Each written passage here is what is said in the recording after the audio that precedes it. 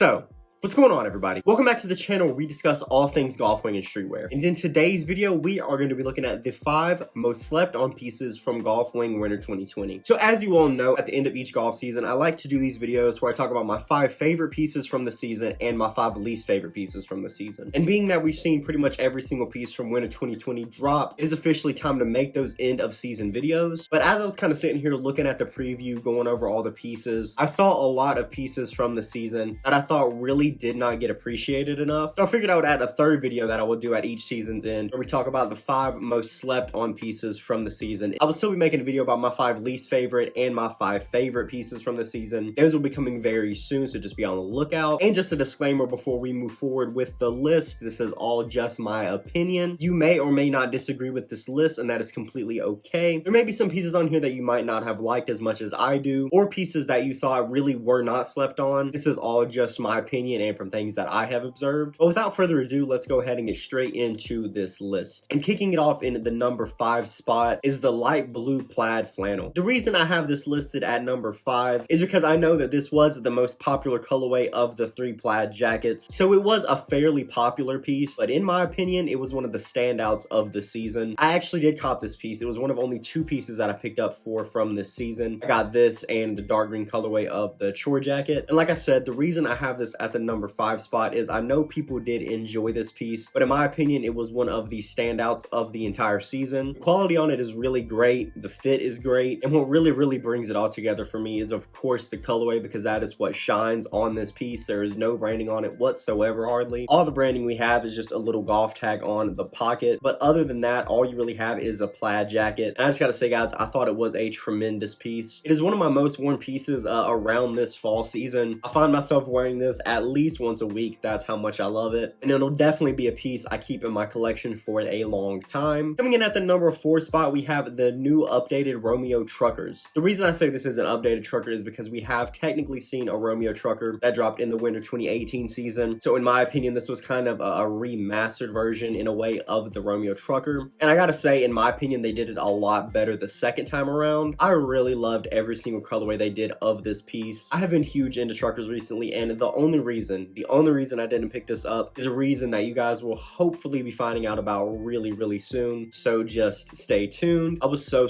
close to picking one up, and I really might still try to go for one because, like I say all the time, I love this logo. It's one of my favorite golf designs, and I have just been huge into truckers recently. I feel like truckers are making a pretty big comeback in the streetwear and just fashion scene as a whole. But I feel like these hats kind of got overlooked in relation to the rest of the season. In my opinion, the past couple of seasons, we haven't had a lot of great hats, except for the G hats, of course. The G hats are always nice in my opinion. But this season, I thought they really did a nice job with the hats. I thought the plaid camp hats were dope. G hats, of course, I really enjoyed. And I thought these Romeo truckers were a really nice addition to that lineup, and one of the best hats we've seen in some of the most recent golf seasons. So I thought this hat was extremely slept on. Coming in at number 3, we have the dark green colorway of these anti-golf work pants. I thought this was a very slept on piece. I absolutely love the colorway. Only reason I did not pick these up is because I'm saving up, probably like a lot of people, saving up for the Le FLEUR season that we're hopefully going to be getting later this year. So I'm saving up for those instead. However, these are one of my favorite pair of pants that golf has dropped in the most recent seasons. I love the shade of green they went with on this, and I also thought the white contrast stitching really brought this one together. I have not seen these in hand, but I have seen some up close images of this piece, and the quality on them really looks tremendous. I had a lot of pieces